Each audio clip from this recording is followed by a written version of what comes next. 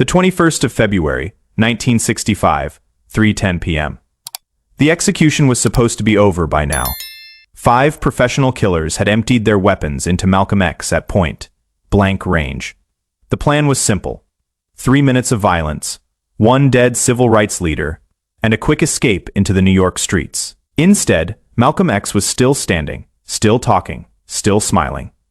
And the 5 assassins were about to learn that they hadn't just failed to kill Malcolm X, they'd walked into their own funeral. "Gentlemen," Malcolm said, adjusting his blood-stained tie with steady hands, "thank you for volunteering to demonstrate something very important to our audience today." He gestured to the 400 stunned people in the Audubon ballroom. "You've just shown everyone exactly how the conspiracy against civil rights leaders operates. And now, you are going to help me show them what happens to conspirators."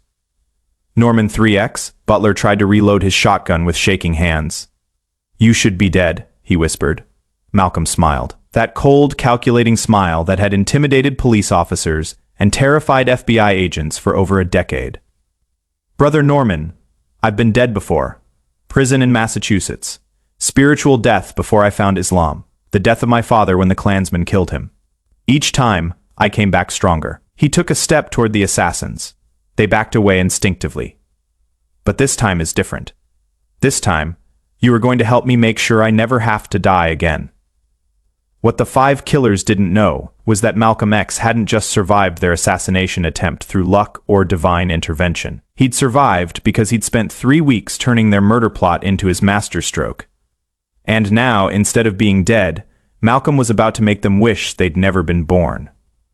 3 weeks earlier, Malcolm had received more than just death threats. He'd received an opportunity. Captain Joseph X, his former friend from the Nation of Islam, had come to warn him about the assassination plot. Joseph thought he was being loyal to their old friendship. He had no idea he was giving Malcolm the keys to destroying every enemy he'd ever made.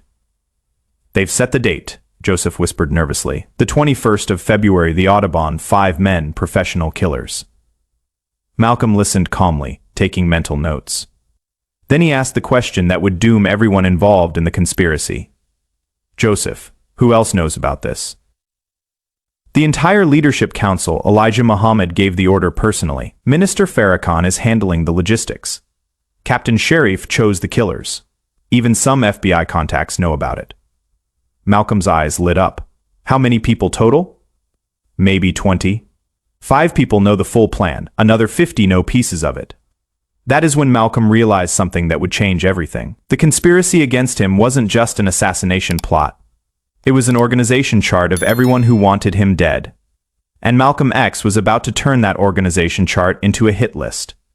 "Joseph," Malcolm said quietly, "I want you to do something for me. Something that will save both our lives." "Anything, Malcolm. I want you to help me dig their graves." Over the next 3 weeks, while the Nation of Islam was preparing to kill Malcolm X, Malcolm was preparing to bury them all, not with violence, with something far more deadly. Truth. Malcolm began what he called Operation Gravedigger. He systematically documented every person involved in the conspiracy against him. Names, addresses, bank accounts, family members, criminal records, secret meetings, financial transactions, personal weaknesses. But Malcolm didn't just gather information, he gathered weapons. From Captain Joseph, who continued to feed him intelligence, while thinking he was helping plan Malcolm's escape, Malcolm learned that the assassination was being funded by a complex network of Nation of Islam businesses, organized crime figures, and even some federal agents who wanted Malcolm silenced. Malcolm recorded every conversation with Joseph. He photographed documents. He traced money transfers. He identified safe houses. He mapped the entire conspiracy. But most importantly, Malcolm identified every conspirator's greatest fear. Norman Butler was stealing money from the mosque treasury to pay gambling debts. Malcolm had bank records. Thomas Hagen was having an affair with his brother's wife. Malcolm had photographs. Minister Farrakhan had been secretly negotiating with the FBI to become an informant. Malcolm had audio recordings. Elijah Muhammad had been embezzling hundreds of thousands of dollars from the Nation of Islam. Malcolm had financial documents. Each conspirator thought they were just planning Malcolm's death. Malcolm was planning their total destruction. The 18th of February, 3 days before the assassination. Malcolm made a phone call that terrified everyone who heard about it. He called FBI Director J. Edgar Hoover directly. Director Hoover, this is Malcolm X. I understand you are planning to attend my funeral this Sunday. I don't know what you are talking about, Malcolm. Of course you do. Agent Peterson briefed you on Operation Black Messiah last Tuesday. The plan to allow the Nation of Islam to eliminate me while your agents watch and do nothing. Hoover was silent. But here is the thing, Director. I am not dying on Sunday. Your agents are going to watch me survive. And then I am going to expose every federal agent who knew about this conspiracy and did nothing to stop it. Malcolm paused. Unless, of course, you'd prefer to arrest the real criminals before I have to embarrass your entire organization on national television. What do you want, Malcolm? I want justice, Director, and I want witnesses. Make sure Agent Peterson brings a camera to the Audubon on Sunday. He is going to want to document what happens next. The 21st of February, 1965. The Audubon Ballroom, 3:10 p.m. The assassination attempt had failed. Malcolm was still alive. The 5 killers were trapped in a room with 400 witnesses and nowhere to run.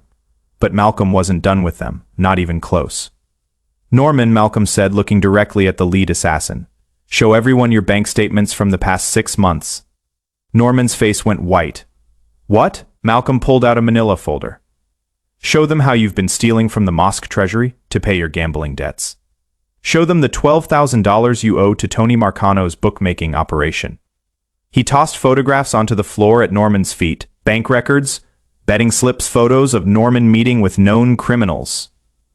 Show them how you agreed to kill me not out of religious conviction, but because you needed the money to keep Tony's enforcers from breaking your legs. Norman tried to deny it, but the evidence was overwhelming, documented, undeniable. Malcolm turned to Thomas Hagen. Thomas, would you like to tell your wife about your affair with Sarah? Or should I show her these photographs? More pictures scattered across the stage. Thomas with his brother's wife, hotel receipts. Love letters written in Thomas's handwriting. Show everyone how you agreed to kill me. Not because you believed I was a traitor, but because Minister Farrakhan promised you a promotion and enough money to leave your wife for your girlfriend. Thomas collapsed to his knees.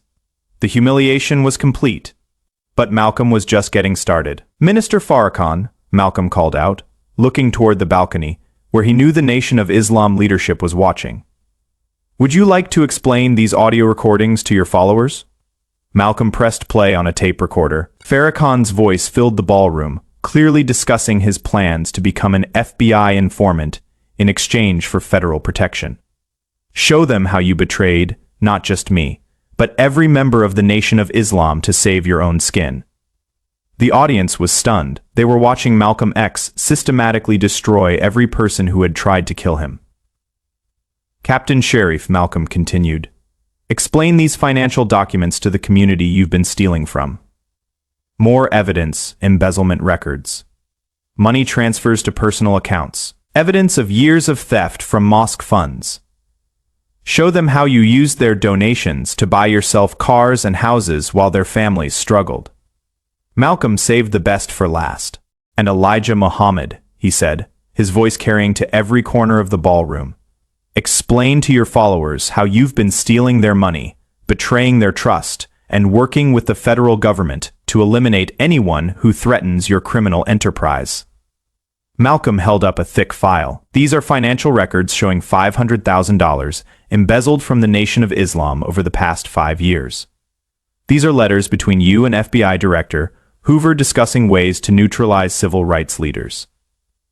These are photographs of you meeting with organized crime figures to arrange violent attacks on your own followers. The impact was immediate and devastating. Norman Butler tried to run but collapsed from shame before he reached the door. Thomas Hagen begged Malcolm for mercy, promising to confess everything. The 3 other assassins threw down their weapons and surrendered to Agent Peterson, who had been recording everything from the balcony. But the real destruction was just beginning. Within hours, Malcolm's evidence was being broadcast on every major news network. The audio recordings were played on radio stations nationwide. The financial documents were published in newspapers across the country. Norman Butler was arrested for embezzlement before he left the building. He spent the next 20 years in prison, abandoned by the organization he'd killed for. Thomas Hagen's affair destroyed his marriage, his family, and his standing in the community. He lived the rest of his life as a broken man, haunted by his betrayal. Minister Farrakhan's FBI collaboration was exposed to the entire nation of Islam. He was expelled from the organization in disgrace and spent years in hiding from followers who wanted revenge. Captain Sharif was indicted for embezzlement and conspiracy.